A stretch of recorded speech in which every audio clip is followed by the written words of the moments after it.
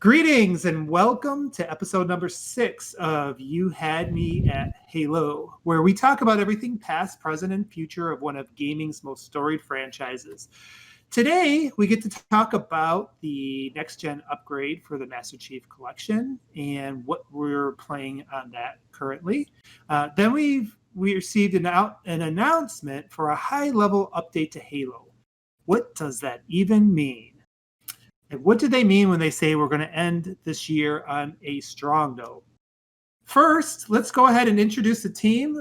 Team, go ahead and start introducing yourselves. Hey, Ursol, Soul Blazers here. I'm Austin Proven. What's up, fellers? Austin, it's your turn. Oh, I didn't know we were going in that order. Hey, everyone, is Austin. Hello, I'm Jesse Don Cabeza. Hey everyone, it's your neighborhood asshole, Mike. That will come up later. That's another topic. That's and then your host real today, fellow in the neighborhood asshole. Then your host today, One Bad Mother. So we're going to go ahead and start today by talking about the next-gen upgrade for the Masterchief Collection. I think we've had a chance to slightly dabble in it a little bit as a team. Does anybody here have all the specs on the update for this week? I do. All right, go ahead, Mike. So the list of updates include 4K resolutions for up to 120 frames per second for a single player and 2-player split screen modes for the Series X, 1080p resolution and up to 120 frames per second for single player and 2-player split screen modes for the Series S, 60 frame per second for 4-player split screen performance on both consoles, field of view option, but only when playing at 60 hertz on both consoles, HDR support on both, extended draw distances on both, and graphic settings that match the PC's quote-unquote enhanced settings on both consoles, plus quick resume support. So let's talk about some of those things. I know a few of us have had a chance to actually get a chance to play some of the Masterchief Collection this week. Full transparency, I was not one of them. I was planning to play with you guys, and then I realized I needed a massive update, which downloaded very slowly. But for you guys that were actually able to get on it, let's start with the visual enhancements, because I do find that one to be pretty interesting. I did not play it on the PC to see what the difference was. Recently, I did play it. A few months ago, I went through the entire Masterchief Collection, on the One X. So for those of you who had a chance to play it on the Series X, have you noticed any of those differences in the graphics, and kind of what do you think those enhancements are? Yeah, I've been playing every new PC release. I would load up the new release and try it out, and it's noticeable on the consoles, the enhancements, but I think most people are going to possibly underestimate it or not realize it until they see like a side by side on how it looks on the Xbox One. There are some noticeably cleaner art assets, like say in Halo 3, where we go to rescue Cortana. That the backdrop that it plays out in the cutscene is much higher resolution. And when you look at the graphic settings on the PC, they actually expanded it beyond just enhanced. And they include options such as better shadows, higher qualities. It says quality settings or higher quality effects.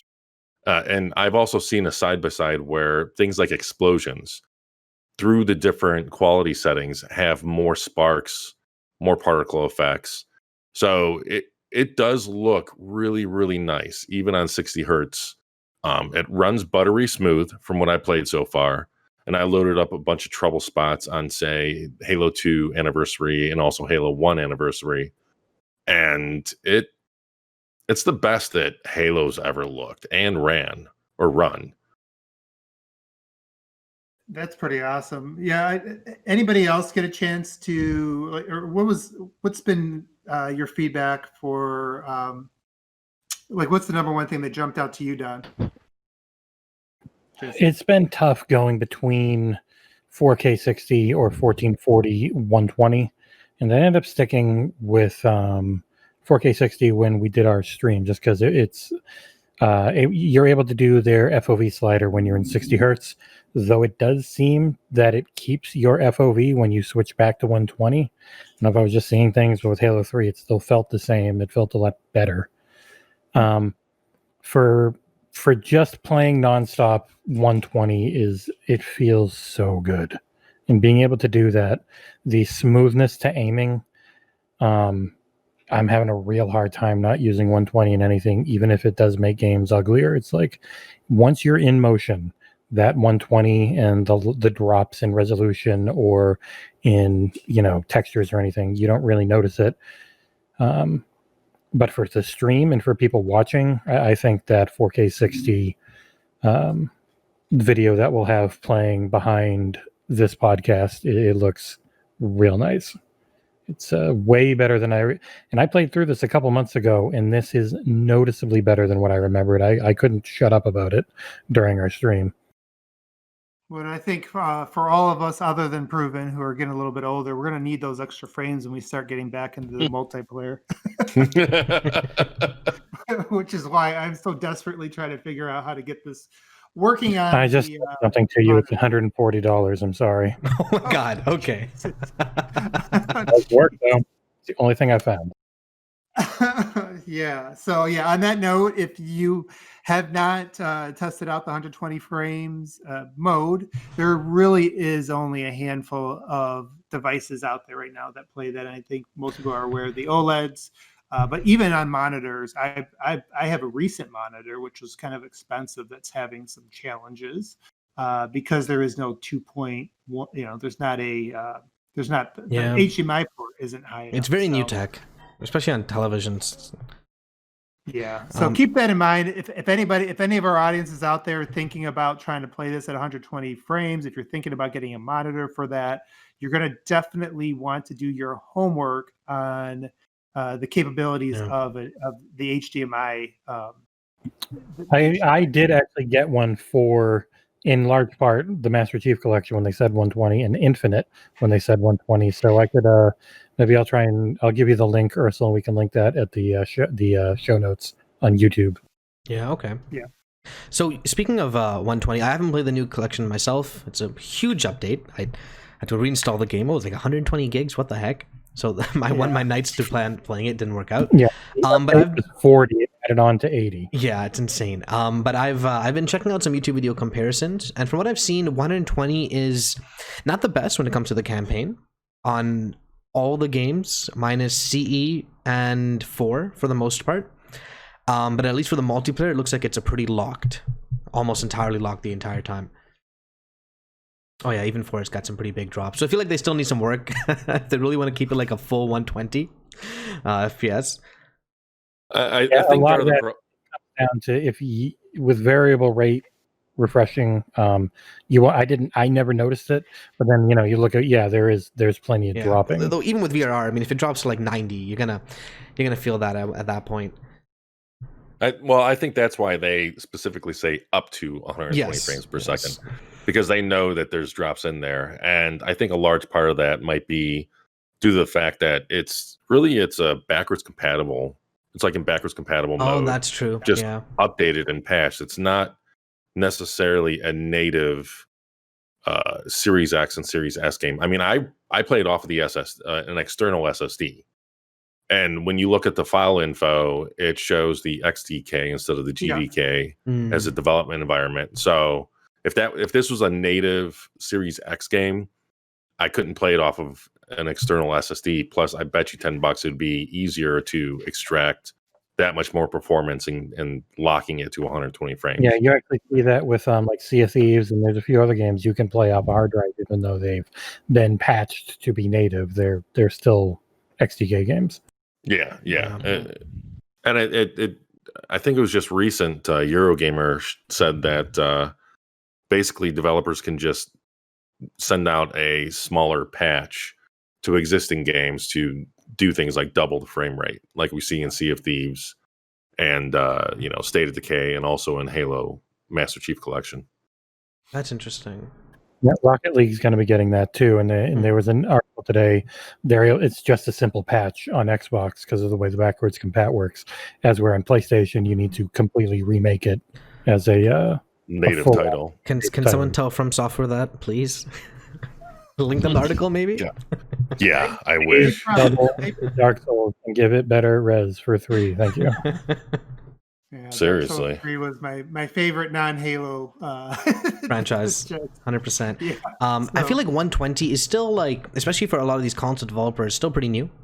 A lot of the techniques they need to do, or they haven't really finalized it. For example, a lot of times I was looking at the frame rate comparisons, and it looked like there was some kind of like relative bugs causing most of the drops, not in terms of the console itself. So just time, I feel, will hopefully fix these issues. Yeah, I mean, right now, I think the patch that we received for this, and again, this isn't speaking for some of the other additions to like the particle effects and things like that, but they, it's supposed to be a pretty simple patch that they apply. So it's not something that's been like super optimized, or it's taking advantage of any RDNA 2 features or anything like that. So I mean, with it being an XDK title, it wouldn't surprise me if they were still on 8 cores and the GPU was still basically acting like a GCN 12 teraflop machine. it is, yeah. So actually, yeah, I heard from a dev that said that. Did MCC have HDR before?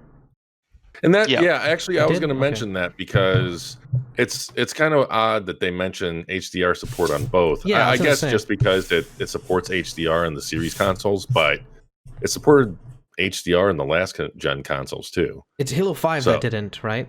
That's auto HDR? Yeah, it's auto HDR. Yeah, that's kind of a weird bullet point then. But I was going to say, even something as simple as extending draw distance, at least from my experiences on PC, makes a huge difference on performance. So did you notice that? Did you see, for those of you that had a chance to look at pay your closer attention, did you notice draw distances being different, or the auto HDR had? No. Graphics that match the enhanced setting, whatever the heck that means. Yeah, so while I was waiting for the patch to download, I already had Halo 3 downloaded on my computer, and I loaded up Salvo Highway, and I think I just didn't load up an area that had a far enough view distance, because I was switching back and forth between the standard. There's 3 performance modes, even though there's different graphical settings, they still keep the different, I guess, graphical overall settings, or the general settings you want to call it. There's a performance mode, I believe, a standard mode, and an enhanced mode. And then basically the enhanced mode jacks up all of the different graphical settings to the max. The standard mode changes it to the standard 360 and Xbox One settings, and then the performance mode will drop it even below Xbox One settings, just for potato machines.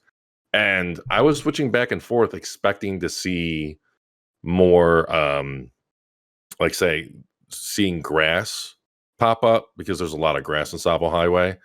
And again, I think I didn't pick a spot that had a far enough view distance, because I didn't notice any difference between the two. But I know in past comparisons there definitely is a difference, but a lot of that has to do with, instead of geometry popping in, it looks like a lot of it has to do with just the LOD of geometry. So you're going to notice fewer transition and that's the thing, like a lot of this stuff, Halo has always had good long draw distance to begin with. So you have to kind of look for the LOD transitions off in the distance, I think, to really notice it. But I think when you do notice it, it probably sticks out to you like a turd in a punch bowl. So it's definitely one of those things that's still appreciated, because it still makes a more cohesive scene. Yeah. What do you think, Austin? You've been pretty quiet. Have you played it?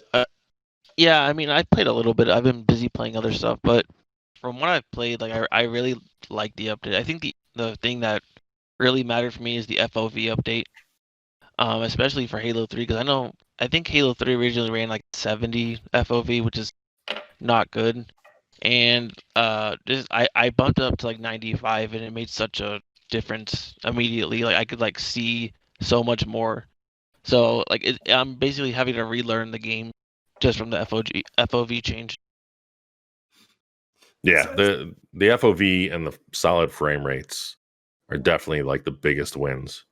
So Austin, when you say relearn the game, for people who've never made that switch before, what do you mean by that? Well, I posted I think I posted a picture somewhere, but when you go from 70 to 95 FOV, you see so much more of the map directly in front of you. So like if you're standing in one spot of the map, if you're at 70 FOV, you see less in front of you. But if you go up to like where I was at, which is 95, you see like I don't know exactly how much more, but it feels like a lot more of the screen. So you basically see so much more in you, and it places your gun in a different area. So it's kind of hard to explain. Like you feel like you have to kind of like I've been playing Halo 3 for 13 years, and it's like I'm seeing a totally different Using perspective serious of the all game over again. almost. I don't So know how many I'm of you having to relearn remember that's it. What are you like kidding? exactly like how to aim, how to look at things. Like it's kind of hard to explain. It just You imagine okay there, like Spartan?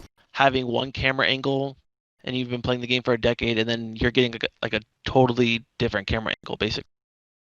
So like when you say you're having to adjust your aim and things like that, is it because your gun's in a different position? Like what are some of the challenges? It's trying to think how to explain. It's basically like since I see so much more of the screen, like when I'm aiming, like I have to kind of like I felt it immediately. Like I had so much more in front of me that like I had to relearn exactly how to aim. Like I don't know how I don't. I'm not explaining it well, obviously. It's one of those things that you just have to play to understand what I'm saying. But like I've been playing this game for so long that being able to see so much more in front of me has totally made it so, like I have to relearn a lot. It's interesting. Now, like when you with sensitivity and things like that, since you're covering more of the screen, does that scale as well, Yeah, or it like okay. So for example, like if I'm playing at 70 FOV, I see like a smaller portion of the screen. Yeah. But since I'm playing at 95 FOV, like it literally feels like I have to cover more. Like when I'm aiming, I have to cover more of the screen. That's what it felt like to. Okay. So like I'm not used to playing Halo 3 at such a high FOV. So like I'm literally having to like relearn exactly when I'm like aiming, like exactly how fast I have to do it, basically. Okay. What were you saying, Mike? I know you were starting to chime in there. I mean, yeah, describing FOV changes is always kind of difficult. It's kind of like if you were aiming down a gun, it's like the difference between you placing your head near the barrel of the gun or, moving your head back where you're kind of just leaning over your shoulder, if that makes sense, to aim down the gun. I mean, you get a lot more information all at once, which is why And a lot of console games have lower FOVs because it's showing less the scene at once and it's easier on performance. Right. If you know what a fisheye lens is, changing the FOV starts, the higher you go, the more of a fisheye effect you get. So things in front of you, directly in front of you, start to look further away, but you can see more and more of the sides. Yeah. It's like kind of imagine it like if you're staring at something, and imagine if you could see kind of to the side of you all at once. Like you're basically seeing everything in front of you, but you're also seeing more to the side of you as the FOV raises. So like at 70 FOV, you kind of see directly in front of you, but if you go to 95 FOV, you see in front of you, and you start to see the things to the side of you. And what's in front of you, it starts being further away because that's how they allow the same screen size to Right. show more information.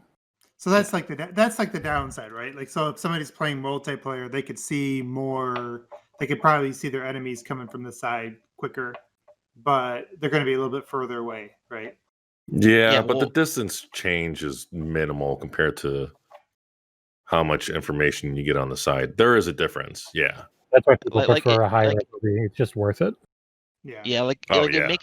it makes things in front of you like slightly smaller, but the benefit of seeing like not 360 obviously, but it feels like you're seeing so much more on the screen. That's why I mean most like professional players they always it's around 90 to 100 FOV usually what they play at because like it's so worth it the benefit. I mean, it's the difference between having minor tunnel vision and not. Right. Yeah. That makes sense. So, any other thoughts on the update? Like anything It's else? You guys good. took So on? Yeah. this isn't necessarily MCC, but it's still to do with Halo and Updated.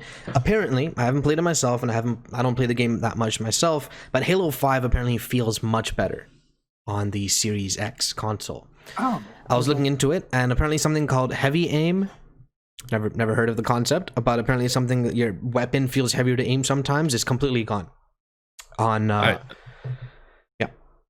I wonder how much of that has to do with the latency improvements with the controller. yeah, I'm right. I'm thinking that might be That's part of it too. That is Because for me that I have noticed, and I have played it quite a bit, is like if you go back to an Xbox One or an Xbox One X, the UI runs like doo-doo. Oh, It's 100%. very slow. Yeah. It's heavy. And on the Series X, it is perfect. It is like a flawless 60. It feels fantastic, and just that follows through every part of everything that I've done. Playing Warzone, Firefight Assault, it feels better just because it never slows down ever. It's never jumping resolutions. It's just this consistent 4K 60 as Oh, you're far as talking I about can. Halo 5's UI. Yeah, Halo 5's UI is, Okay. if you go back to it, like if you still have an Xbox, Yeah. use Halo 5's UI on that, then use Halo 5 UI on the Series X. And that change in smoothness, I felt it through the campaign and through the multiplayer modes. I bet you $10 the improvements to the menus is because of the SSD. Like it's just able 100%. to. Oh yeah. But I'm using my Elite. I'm not using my Elite 2, not using the Series S controller, and it's fantastic. From what I understand, though, on the Series X and S, that minimal latency improvements, the updates also apply to previous like Xbox One controllers. It's not Ready yet? I don't. Really? It hasn't a Yeah, controller no, yet. yeah, but Yeah. I think haven't you have gotten to update your controller. There isn't to one enjoy available that. yet. That makes sense. Oh, there's not It is the coming. update. It's not ready. Yeah, as far as I can Oh. tell. None of mine Apparently are there- I guess I was going to ask that question next because I mean I've heard a lot of people very high on the new controller with the Series X because of the the improvement to the input. DLI. But I still use the Elite 2. I mean I felt this thing, it was kind of nice. It felt better than the old controller, but then I put them in a drawer because I use my Elite. It's like I'll save that as my backup for someday if I have to send my Elite in, like I probably will at some point. I put a Moga clip on mine, and it's my phone controller. I mean, I- if they really haven't updated last gen controllers yet, then that's impressive because if I remember correctly, the technical director for Dirt 5 said that minimal latency, whatever you want to call it, feature reduced. Latency, but DLI. Yeah, it reduced latency around 8 milliseconds, which is huge when you think about it. Yeah, that's a huge It's percentage. absolutely huge. Yep. And when the older we get, we need all the milliseconds we can have. That's why I need my 120 frames. I definitely want to try that out. I did not hear that in Halo. Even though I have over 2,000 hours in Halo 5 multiplayer, I've not played give it a once. shot. I wanted to see someone who actually plays the game, give it a shot. Though apparently I've also heard in some of the Forge maps the FPS would drop pretty bad. In the previous one, apparently that's no longer a problem at all, which makes sense. I also wonder how much of that just has to do with overall system load because when you play, because games can still run better even if the initial version, the original version, didn't necessarily have performance drops in general, because Halo 3 on the 360, for example, had frame pacing issues at random. Whereas when you played it through backwards compatible on the 1S and 1X, those frame time issues were completely gone. So the better performance the better performance just alleviates some of those frame rate issues, even though Halo 3 runs pretty good on the 360. It's just pushing it. I wonder how much that the improved of the weighty feel also applies to just, on both the Xbox One and One X. Halo 5, even though it runs at a pretty much lock 60, you're still dealing with a constantly shifting resolution. And that makes sense. Yeah, it's obviously taxing the system. Otherwise, why else would it be shifting the resolution around? Whereas on the Series X, I don't know if it's a lock 60 or a lock 4K, but it does look sharper. And just, I think with it taxing the system less, that might produce less latency just inherently. Yeah, that'd be interesting to try it out. So yeah, I guess I'll be on it tonight. Give that a shot. It's the one. I'll be right back to Halo 5. I got all my Series X and all these new games. I'll go ahead. While we're talking about upgrades, can we talk a little bit about the new controller? Yeah. For those who have it, I feel like obviously compared to the DualSense, it's not as big of an upgrade. It's not as flashy. It's not as new. But at least in my experiences, the past 2 weeks, it's been pretty noticeable. Even not just the D-pad, which is so much better. It's not even funny. Even just the grips in the back, the trigger, the overall feel of the controller just feels a lot better, and it's noticeable right away. You switch between the two controllers, and you can tell that one is significantly different, in my opinion. Yeah, no, it's definitely iterative, but I think it's been undersold because even like I said, as somebody who's going to put it in the drawer, I was laughing. I was like, I don't really care, what it feels like, because I knew I wasn't going to give up the Elite 2, but then I put it in my hands. It's like, yeah, I grabbed it right now, so I'm lying. It's not in my drawer. But it's like the texture triggers, and yeah, for people who still play on that, it does. For all you, for y'all you non-elites, I haven't joined that club. For us peons, it's like everything. It feels like I even have a little bit more. I don't know, like the concaveness is good on the sticks, and everything is it. The shoulders are really, I feel, are more solid. Shoulders are interesting because even if you compare the original Xbox One controllers, the shoulder design has changed multiple times in the iteration of the console. Are we talking about the bumpers? Yeah, LB, RB. Yeah. I never really got the controversy surrounding the OG Xbox One controller, but I guess I hated by the time I had it, I had the version 2 that had the it's headphone jack, significantly different. and that was better. That had better bumpers than the launch model. Yeah, if you get a launch controller, you'll notice right away you can't actually press the bumpers with your fingers. You have to do this like rolling motion with like the middle of your fingers. Oh, it still works, but it was pretty different. The original Titanfall had still my favorite looking controller of all time. But I love that controller. I still sold it in the end, not only because it got it got drift, but the bumpers just sucked. Yeah. But yeah, I was really surprised. Like I was kind of concerned with the fact that it's slightly smaller, because I thought the Xbox One controller was too small as it was.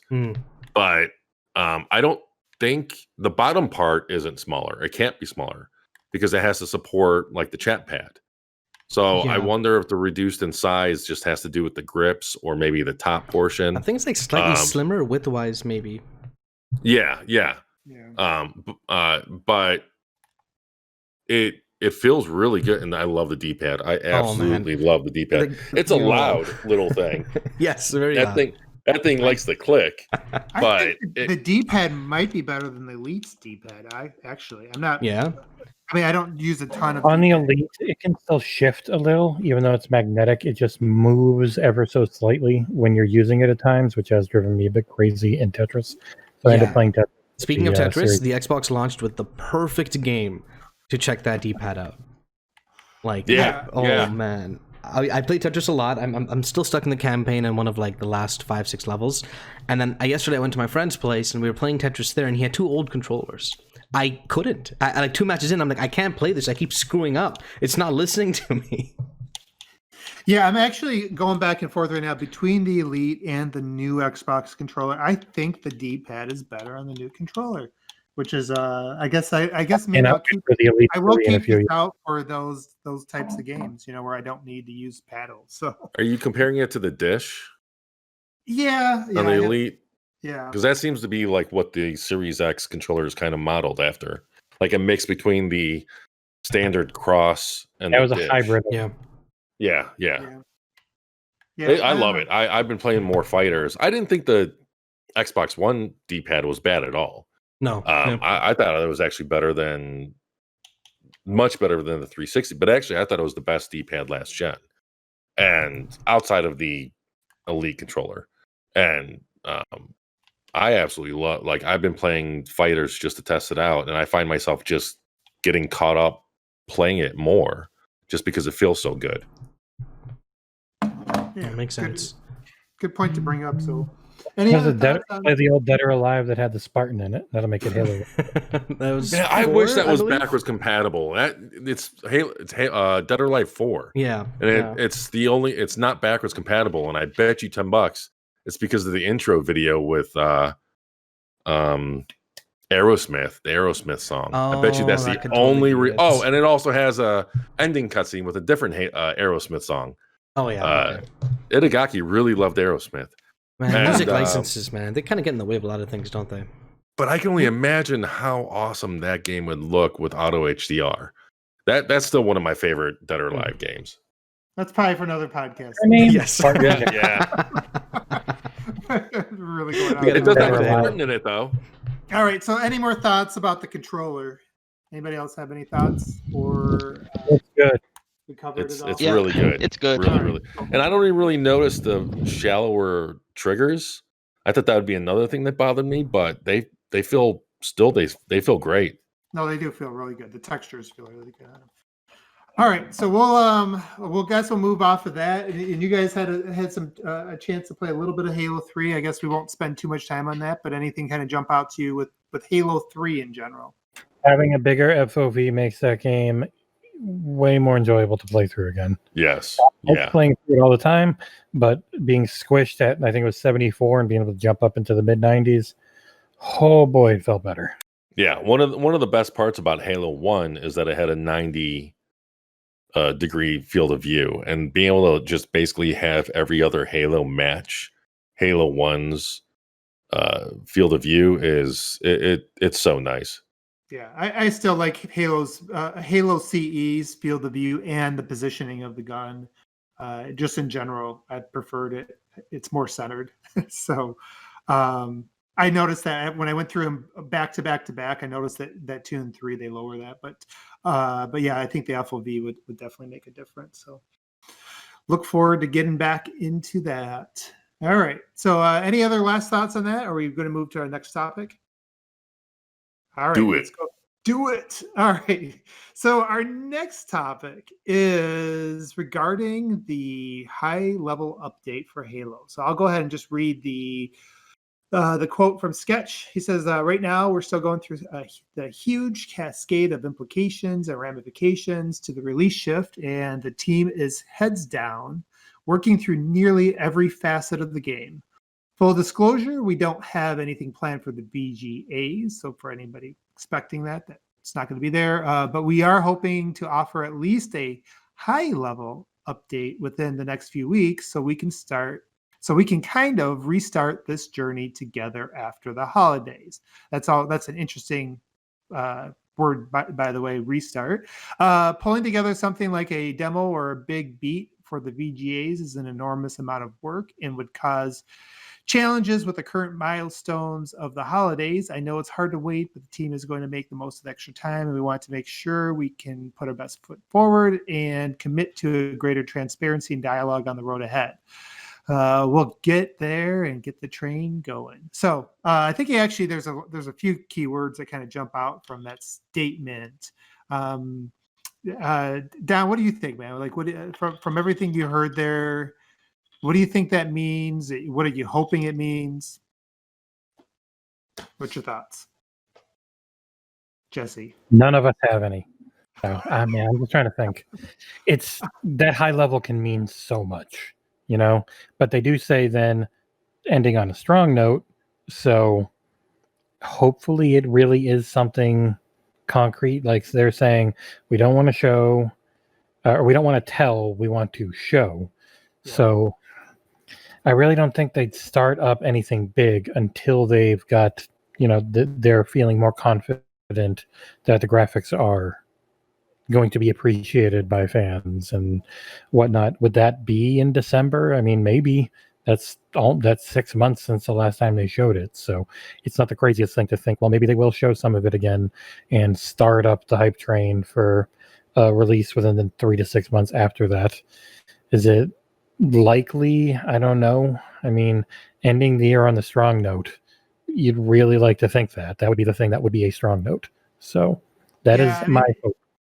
It does almost sound a little contradictory, right? Or not? I don't know if that's the right word, but it's my interpretation of a strong note would be like re-showing it, and it doesn't sound like that's going to happen.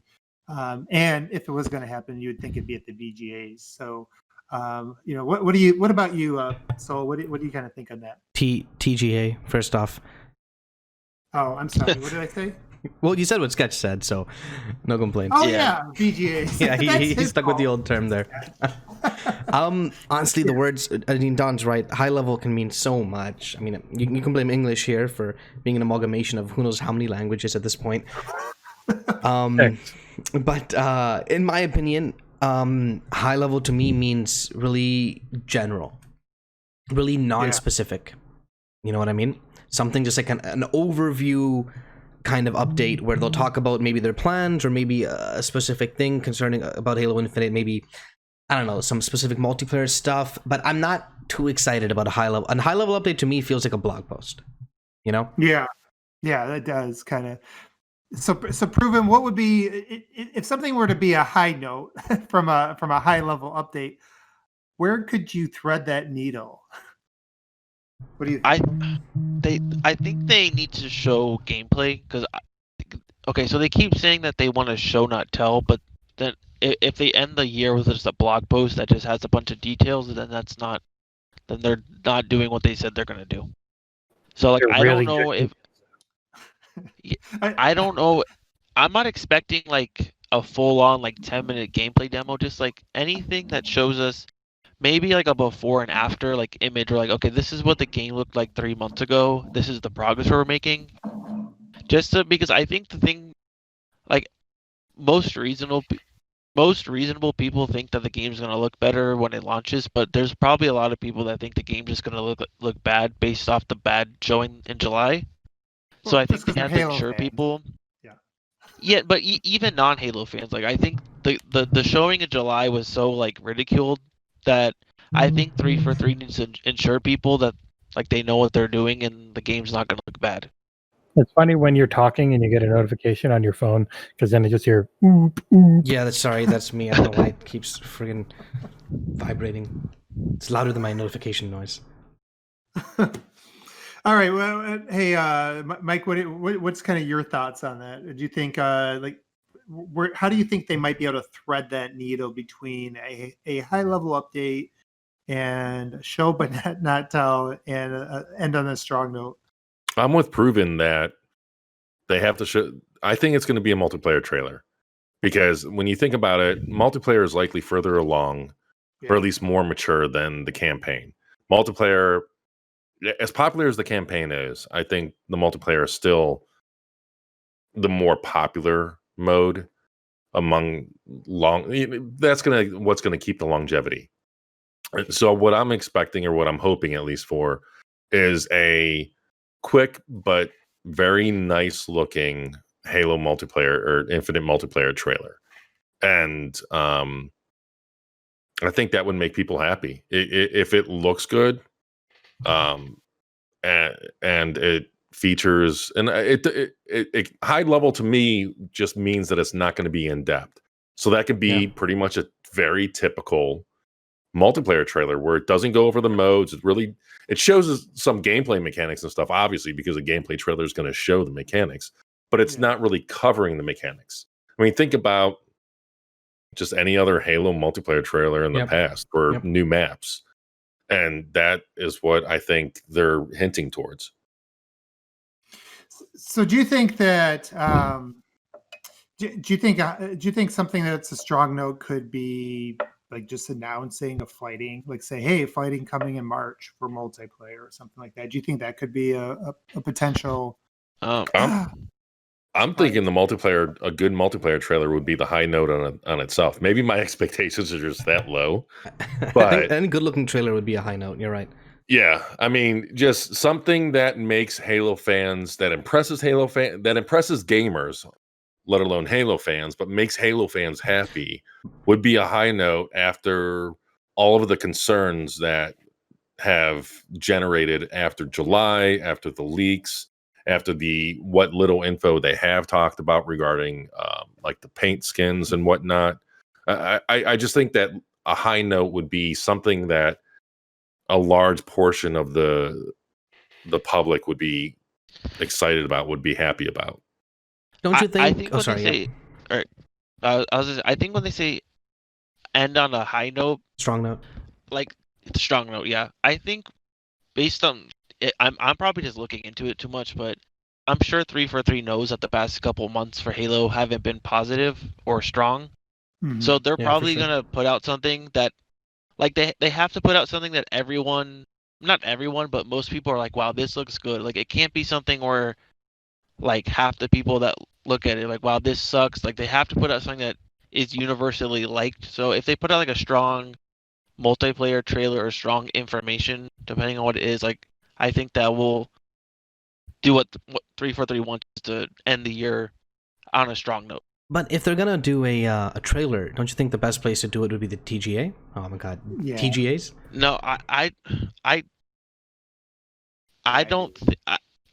I mean, it would get the most eyeballs, but I think they want to control the narrative. So if they put it on the TGAs, they're not going to be able to do that. When is the TGAs? The 8th? No.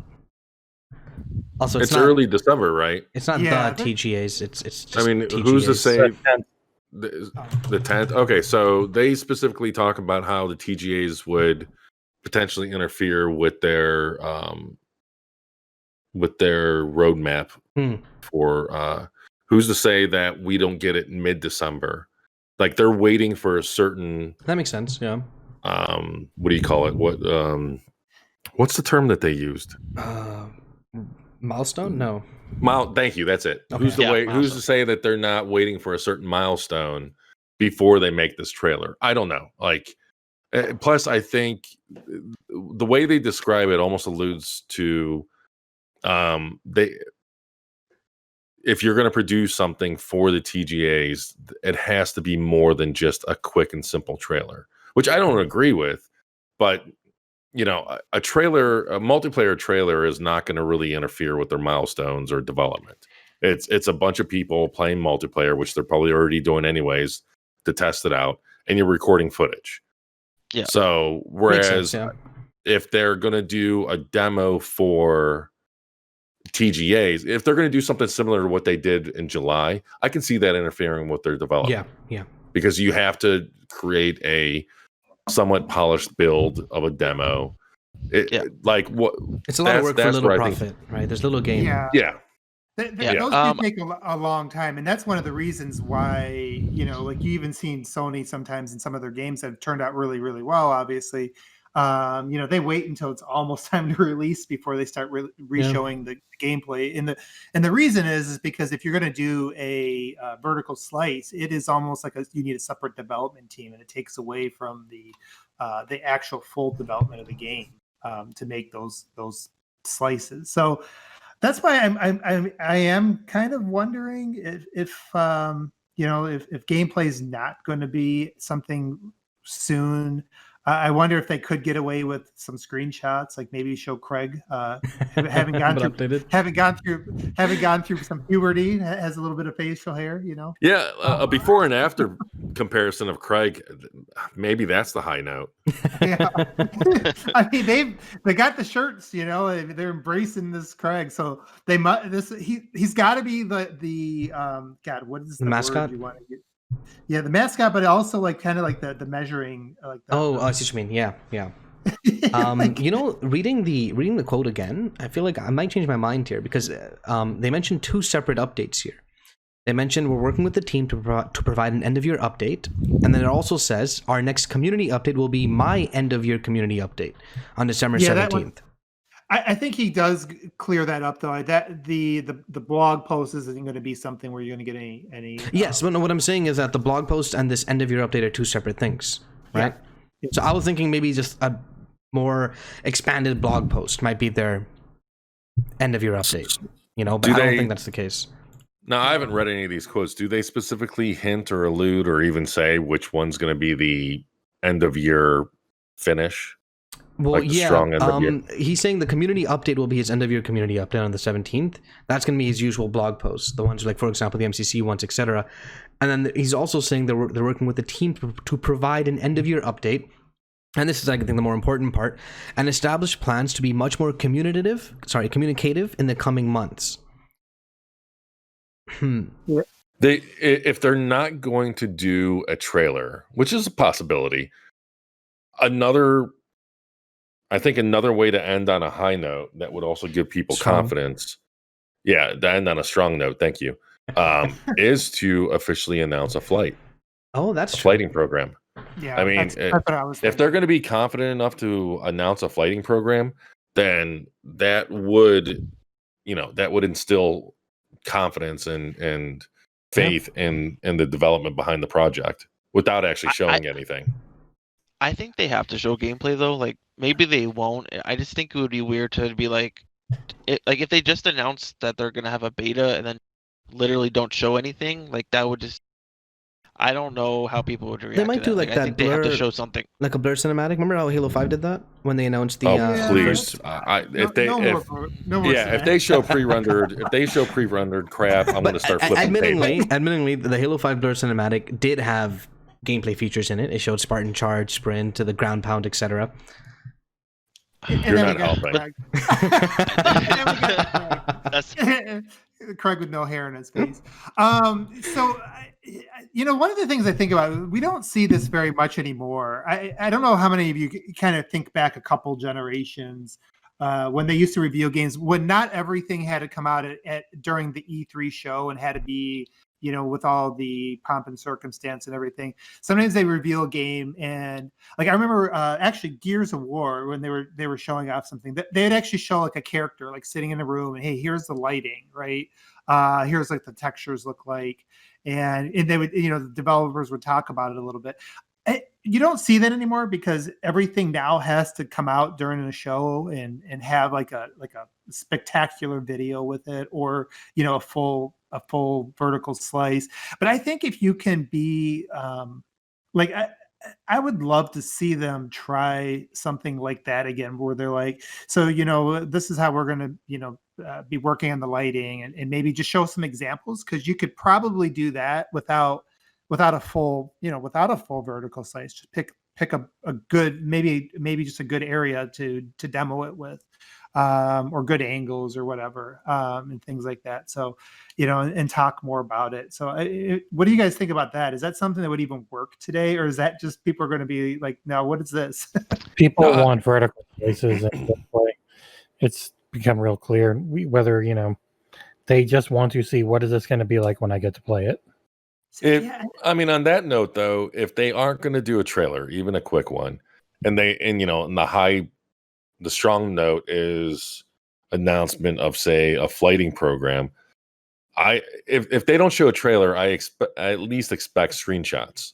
And those screenshots if they're going to show screenshots, those screenshots are likely going to show the progress they're making.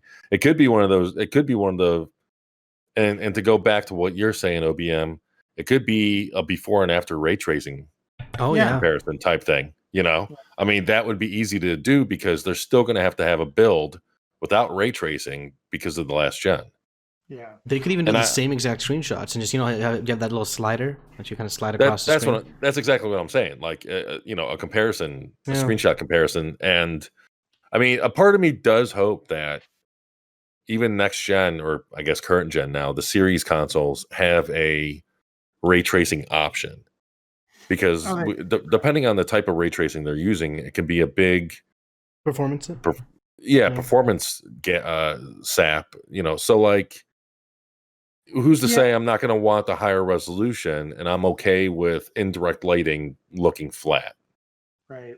About that, because I saw the Digital Foundry video and they were talking about the lighting and how ray tracing would solve that. And it's like, well, okay, yeah, that sounds great, but we're not going to be ready for full path ray tracing for 2 generations.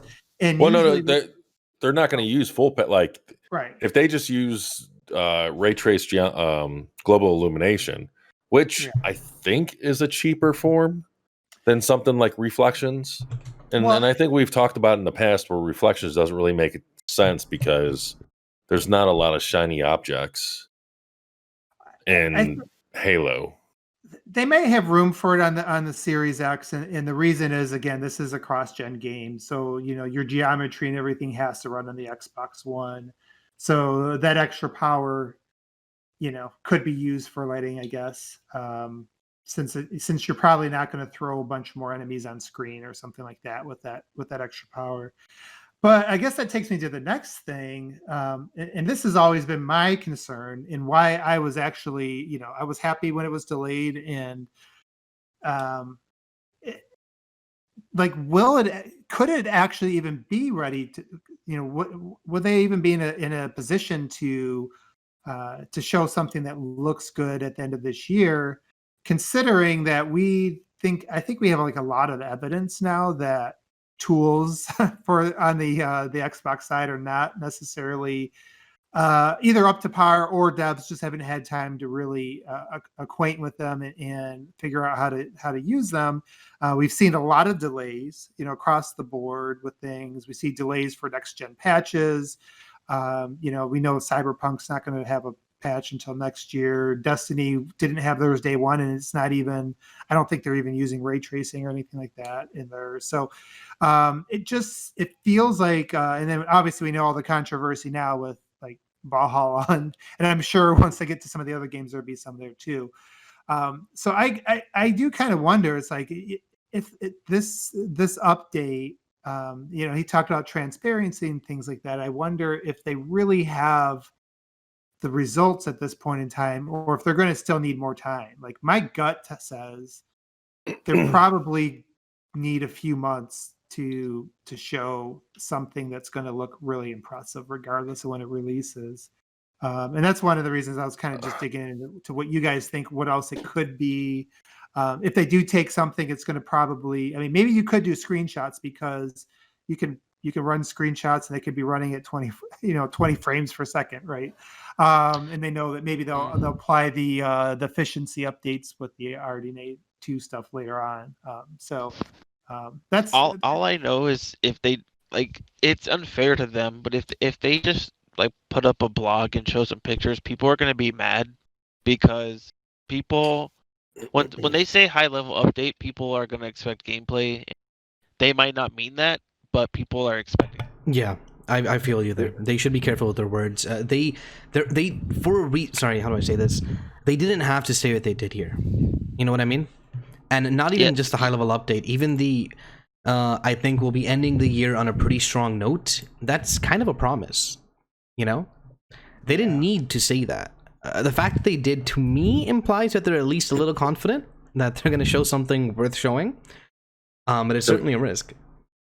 From my perspective, and this might just be me, a strong note it would just be giving people a reason to get pumped and excited. What about a pretty strong note? Exact words. Well, wait, it was pretty strong note? Okay. Yeah, and as funny as it sounds, that makes a difference in my opinion. To me, I think the assuming that it's not like May, it depends, if they, let's say they do have their strong note, their blog post is a blog post announcing a flighting program, and it does have updated screenshots. And I think people would get excited if the flighting program was soon, like January or February. Yeah. If it was April or May, I don't think people would get pumped for that. And if the screenshots look good, and they're saying, excuse me, and they're saying like after the New Year's, mid-January, you're going to be able to play the multiplayer flighting program, I think that would get people excited. That would give people something to look forward to. And they go back to what you're saying, OBM. I mean, it doesn't have to look amazing, and in some regards, it may not look amazing. In the end, problem. You know, but, a fighting's probably not going to be great looking. Well, no. I mean, even just the final game. I guess that all depends on what, that's really subjective. But if they can't show a marked improvement in 6 months, then that's really alluding to some development issues. After 5 years of development as well. Yeah, I think as long as they show a noticeable improvement where they don't have hairless brutes becoming a meme, I think as long as people know that there's progress, as long as people know that it's getting better, it's not I'm not going to call it a train wreck, but some people described it as a train wreck in July. As long as it's not that, and there are bigger and better things to look forward to, I think it's going to be a net win for them. Like, they really what they need to do is instill confidence in what they're doing, because the departures, the showing, the leaks, the memes, a lot of that has withered away some of the fan base confidence. So what they really need to do, whether it's through a trailer, whether it's through a flighting program announcement, or really impressive screenshots, anything that instills confidence, I think would be ending on a pretty strong note. I was thinking, I don't know if they would actually do this, but do you guys think they'd give, when do you guys think they're going to announce the date for? Do you think it's going to be like a month or two before it comes out, or is it going to be like announce what? Date? Sorry, you said? Sorry. I was like, do you guys think they're going to announce a release date for this game in advance, or are they going to announce it 3 months before it comes out? Well, that's I mean, kind of they have advanced. to. The 3 months is still advanced. They have to announce it in advance because they're going to want to ramp up the marketing. Yeah, and even if you just read this stuff, they say they're pivoting everything over. There's a lot of stuff that's moving right now for sure. Yeah, so this is just a theory. Maybe the high level update is them just giving a release date or a month. No, I would. If they did give a release date, that would be cool. But I don't. I mean, that would be. Yeah. If they did give a release date, then that means that it is releasing March, April timeframe, like we originally assumed.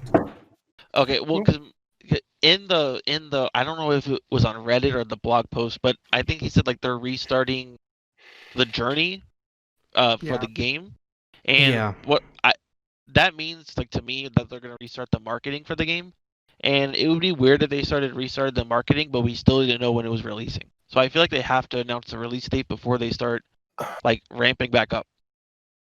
In that same little post, though, they mentioned that the team is heads down working through nearly every facet of the game. That doesn't sound to me like they're ready for a release date reveal. Yeah, I mean, restarting the journey could very much just be the coverage. The journey actually started 2 years ago when they first had that reveal trailer. Yeah. So, the journey could be, look, ignore everything we did the last 2 years. Well, because, I mean, for better or for worse, really, even though there was a lot of hype rating on Infinite, and the first 2 trailers were received really, really well. Yeah. That a lot of that hype was squandered with the July reveal. So what I think, even if they're not saying forget the first 2 trailers, I think they're pretty much saying forget the July trailer, and let's carry on forward from whatever they're going to show at the end of the year. Yeah. Do you guys remember the 7-day lead up to the July show? How hyped everyone was? Yep. And you remember the day before, the cover art of that game was so perfect. I was like, when I saw the cover art, I was like, 343 finally gets it. There's no way they can mess this up. And then basically since then, it felt like everything they've done has been wrong. It's kind of crazy, how since the July show, how much the hype has kind of deflated. Considering how strong of a start they had. The actual show and right after it was very hyped because the gameplay looked awesome. Yep. But then people started breaking down screenshots and things from the video, I mean, Craig's face Yeah, like is not showing a single person noticed Craig when they first showed it. there was nothing actually wrong with that reveal, except for it was too honest for what the game was at this time. Normally, you see things that have been touched up more. They're more of a, this is what it's going to look like when we're done, instead of this is what it looks like right now as we're working on it. So people start breaking that down. They're like, oh man, look at all these bad things. Wow, they really showed this. And, you know, even hear from people in the industry, I'm shocked they actually showed it, because games normally look awful. I heard 6 that months from a before dev. launch. Say it again. Yeah, I said I heard that from a dev buddy of mine. He's like, "Why did they even show this right now?" It looked like they were it pushed really to a corner. So he was watching it live. He didn't see this. He didn't see the screenshots. He's like, "Oh, like there's pop in. There's like he's like, oh, those textures look like they're placeholders." I think they have that commitment they've talked about not crunching hard and not forcing things. And during the shifting of to work from home during COVID, it really seemed like they weren't going to force people to work nonstop for a month to make this thing look far better than what they actually had at the time. Yeah, I think where the disconnect was, they probably it just wasn't ready to show, or they should have figured out how to pre-position it a little bit better, to get in front of it. I think the expectations were the biggest problem. Absolutely. If they would have, instead of Greenberg hyping this thing up for months and them talking about the big reveal, yada yada, if they would have if they just mentioned it, and every time Halo was mentioned, they just said, well, see, they're kind of stuck between a rock and a hard place. Do they say this isn't a rough build and basically make people question, like, wait, it's a rough build months before launch, that's not a good sign? Or they should have just shut up. They should have just not said anything. They should have just said it's going to be Halo and just shut up. They shouldn't have said rough build. They shouldn't have hyped it up like they did. They should honestly, they should at that point, they should have known it was going to need more time. Yes, 100%. They had the commitments and they did it. I think probably the decision to delay came way later too.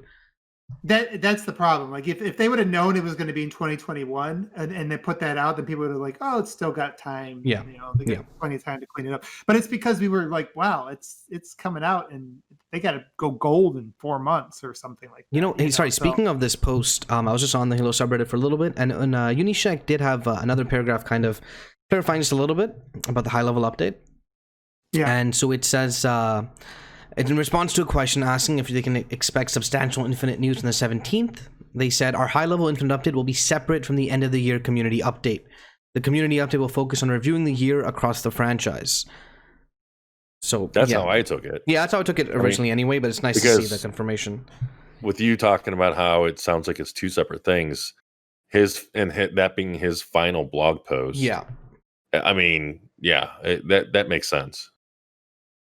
It's good to have confirmation, though. Yep. I do look at things in Xbox land being a bit quiet right now as a solid thing, because they were just nonstop months and months and months of transitioning to work from home and doing tons and tons of press and publicity building up to everything. And I think that's also affected Halo. And people are like, oh, you said you're not going to be super quiet, and now you've been super quiet. And it's like, well, also, if they know it's not going to be out for a bit, they're working on reevaluating all their time frames, all this. And if it possibly gives them a little bit less stress and time off, I'm a-okay with that. Like, take a little time off right now. Everything's launched. Let people play stuff. And then right before the New Year's hits, right before Christmas, that whole holiday season hits, you give one update, and then you got another month or two, and you get into things. Yep. I mean, we've seen this already. Marketing cycles for video games are getting smaller and smaller, I feel. No longer do you need like the full year or the year and a half marketing, slowly building the hype up for something. Now it's more like a few months before the game releases, everyone's excited about it, game comes out, they play it, they forget it, they move on. So you don't need to... Yeah, sorry. No, go ahead. I know that's basically it. It just seems like long hype cycles are starting to bite developers. Yes, 100%. And it's not even just... Oh my God. Well, Cyberpunk, Puddlegate with Spider-Man. Yeah. I mean, and all of these are really nothing. Mm-hmm. Overall, because like the developers lose nothing by staying quiet, or they lose very little, I should say, as long as the end product is good.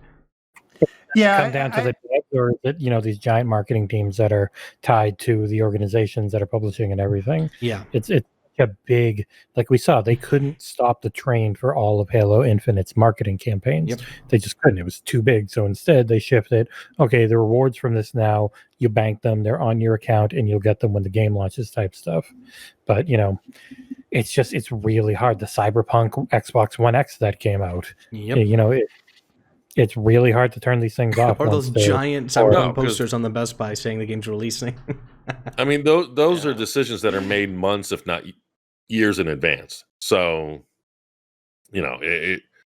decades. Yeah, the marketing Well, division, when they got the news of the delay, must have been like, come on. if there's anyone I feel sorry for is Xbox marketing Yes, this year. 100%. I mean, between Halo and Cyberpunk, It sounded like they had such huge plans for E3 and all that got Yep. thrown out. yeah.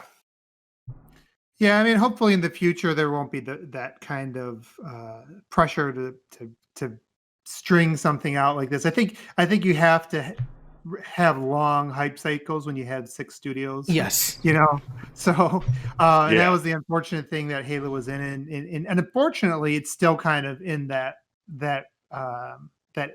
area because they're transitioning and they're not, it's still not ready to turn over those results. But I think long term with Game Pass and everything else, they don't need to have these long hype cycles, and it doesn't help the developers because it takes a lot of work to prepare something that may not even make the final cut, of the game. So, a lot of times you see these vertical slices and they're never in the game. I mean, it's been a burden on developers for generations now. Look at Halo Killzone 2 with Guerrilla Games. That pre-rendered trailer that was shown in 2006 or 2005, that was never meant to be seen for the public. That was an internal video. And the developers are not happy that was put on E3. Yeah, no, I remember hearing about that. But yeah, that's just kind of what happens when you don't got much else to show. You can look at something that was a really good game that looked beautiful, but Ghost of Tsushima did not look at release the same way it looked in their 2 years ago E3 press conference, because they are trying to guess, this is what we think we will be able to do when this is ready. And it's such a Ghost of Tsushima, Days Gone 2, same thing. Yeah, like Sony is pretty famous for it, where their games look fantastic, but there are very clear differences in what their original pitches were. It would be nice to get away from that as an industry, but it's so ingrained into people. Which is why One Bad's right. With 24 or something studios now Microsoft has? 23. 23. Well, 24 soon, according to Nick.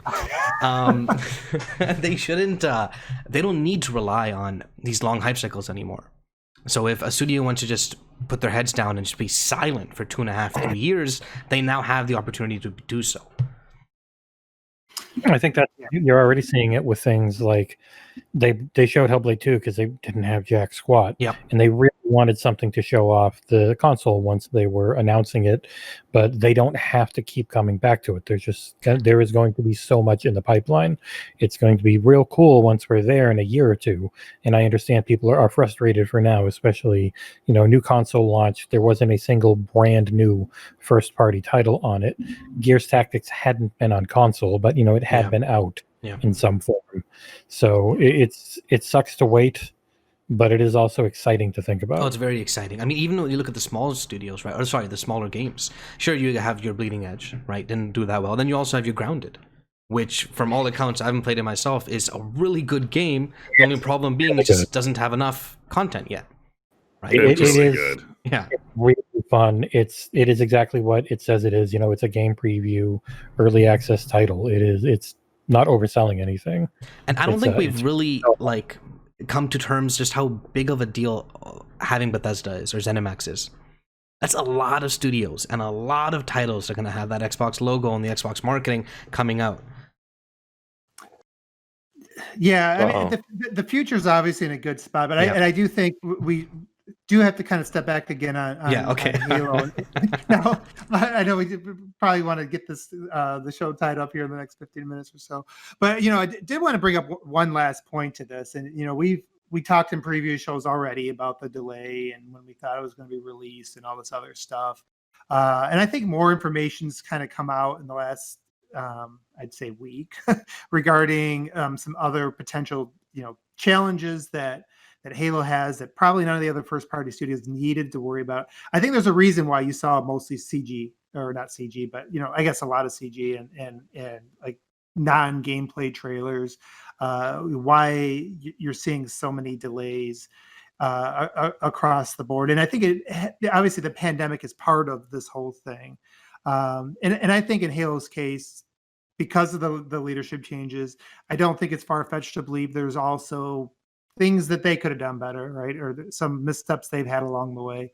But I also think one of the things that's been kind of maybe not giving enough play when it comes to the way that Halo is having some struggles right now is the tools with the Xbox.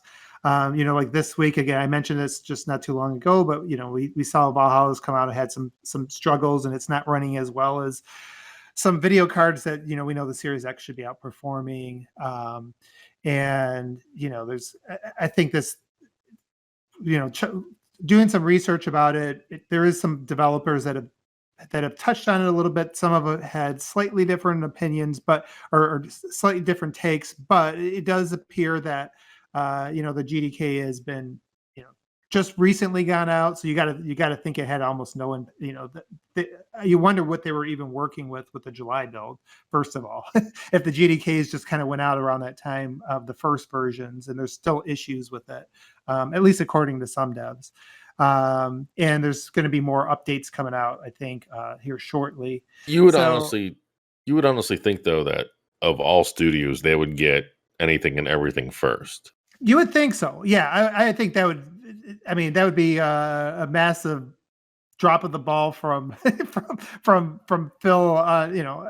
Starting there, if they that 343 wasn't getting, the tools first, or getting to kind of transition over to whatever new features there is before everybody else. But at the same time, you got to figure they're not going to be that much further ahead than everybody else. So, I still wonder, and that's one of the reasons why I keep going back. It's like I wonder if really a video is going to, a gameplay trailers could be ready and be good this in December, and how they're going to kind of work around it. But I think it is worth just mentioning, because I think that is a challenge, and I think if based on my interpretation, based on what I'm hearing from like the devs, and they're saying, hey, in a few months, a lot of this stuff will be behind in the rearview mirror. The stuff you're seeing with like Valhalla and stuff like that, the pendulum will kind of swing, and that was the way one dev put it.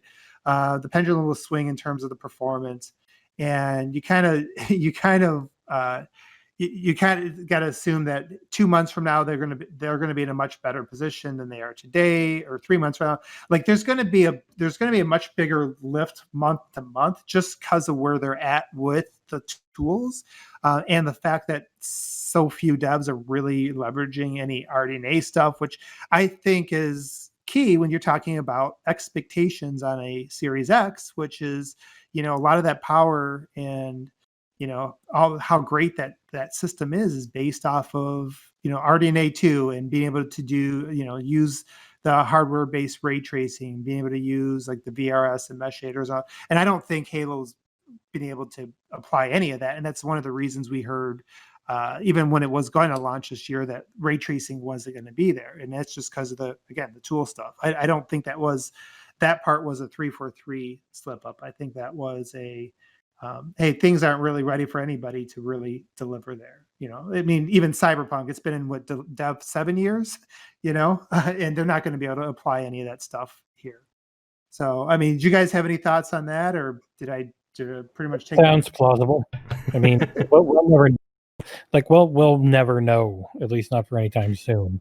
But based on the things you hear and the timelines and everything, it definitely seems like You keep hearing about the PlayStation's tools are very mature. Xbox's tools are newer, a different architecture, and even if they are there and ready now, they haven't had a ton of time with them in learning these things and learning the tricks and how everything works best and getting used to it. It's going to take time.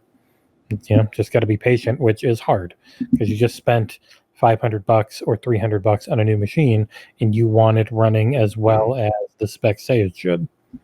I just want Halo to be good. So if it has to come out at the end of 2021, no, shut up.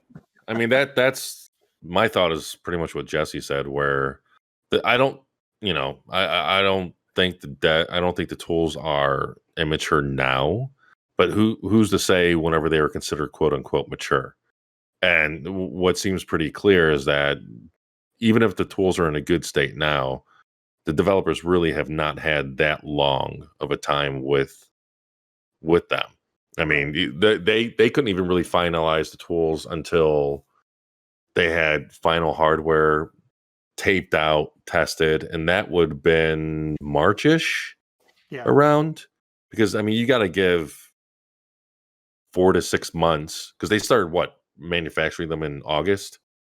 So you got to give it 4 to 6 months of testing and taping of final hardware before you can start putting in manufacturing.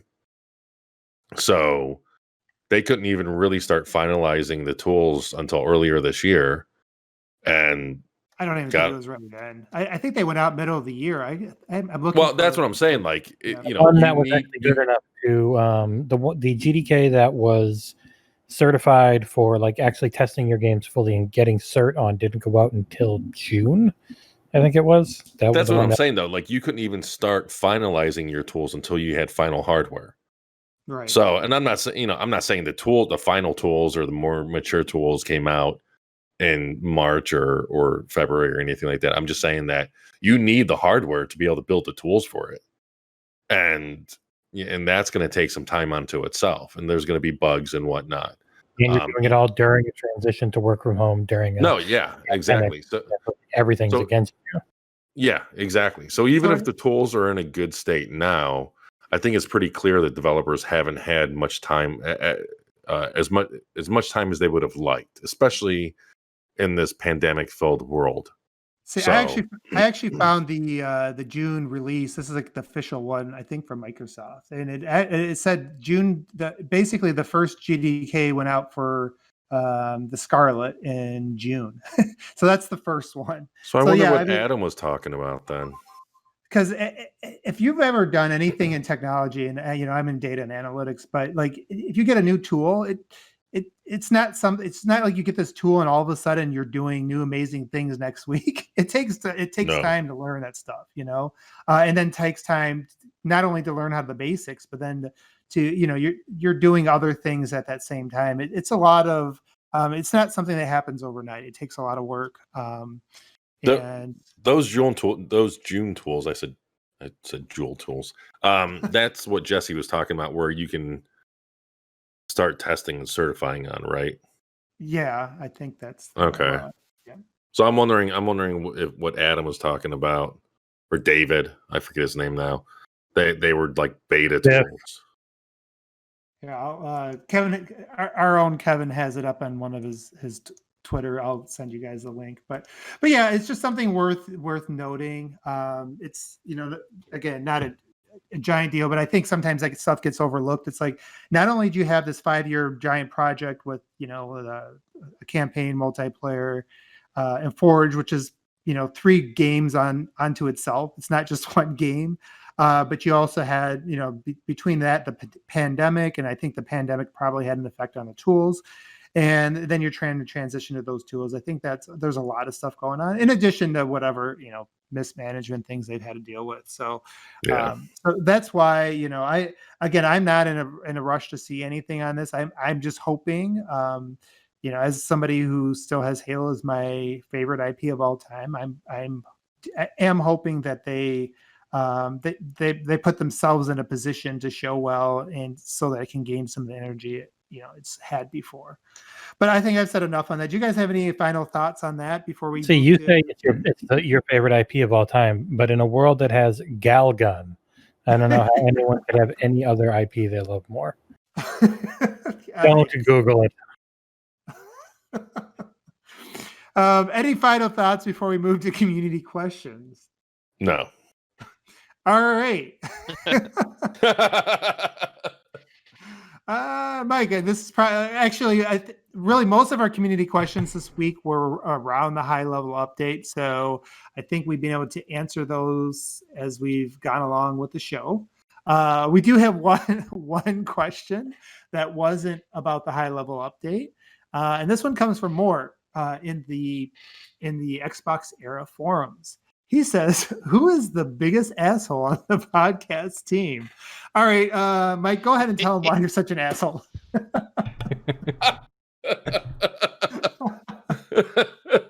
Well, I hate you all. I mean, that's a start. Yeah, I don't know. Why don't you tell me why I'm an asshole?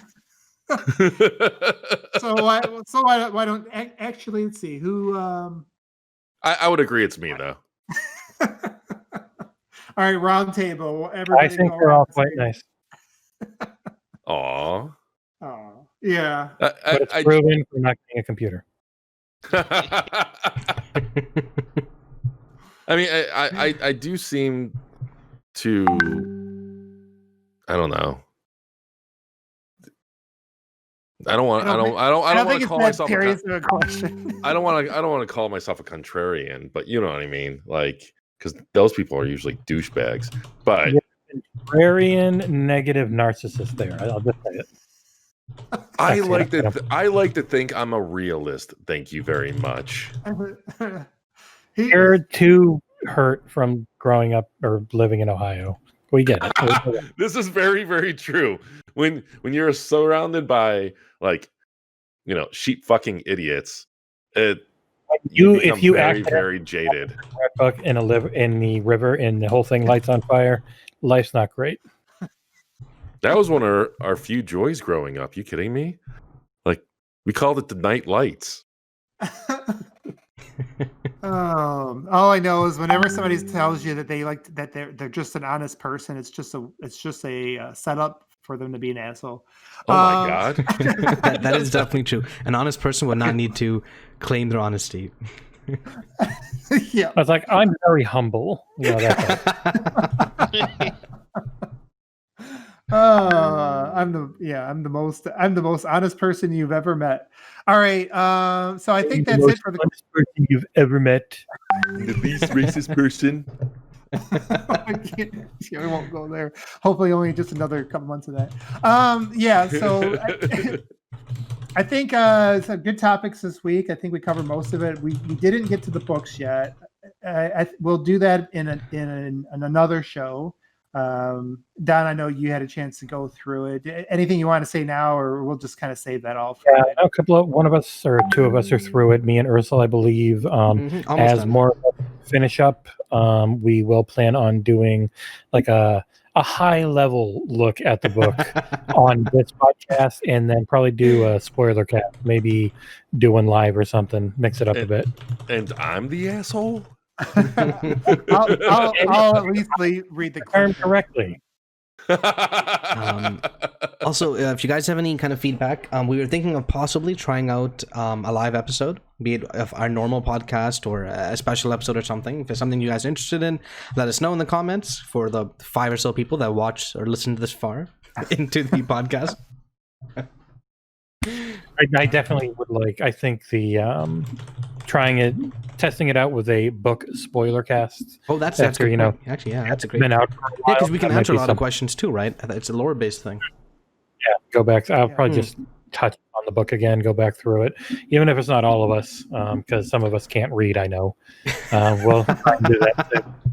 And we apologize for not asking the questions earlier. That's on us. The same mistake we've made multiple times.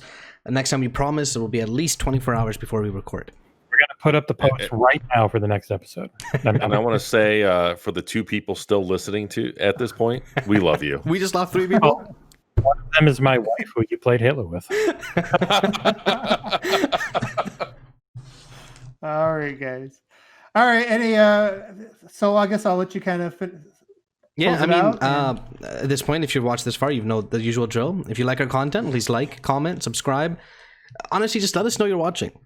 Even sometimes I'm still surprised that people enjoy, or sorry, that people listen to us just speak to each other. You know what I mean? But people do, and if you do, please let us know. It really helps. Helps our motivation. Helps us keep doing this on a regular, sustained basis. And if you really like our content, we have a Patreon, where every little bit helps. And yeah, It's XboxEra on Patreon, not You Had Me at Hello. yes, that is true. Yeah. That Come comes in. And by later. the way, come to the Xbox forums and Xbox Era forums and give us hell there too. Oh yes, of course, our forums are Yeah, great. tell us everything we're doing wrong. There's a few thousand bucks. Start with Mike though. He needs to The humbling. the humbling. Yeah. I'm the most humble person. What are you talking about? Well, thank you for watching. Yeah, thank you guys. Don't thank you All for right, listening. See you next time. Bye. Bye. Bye.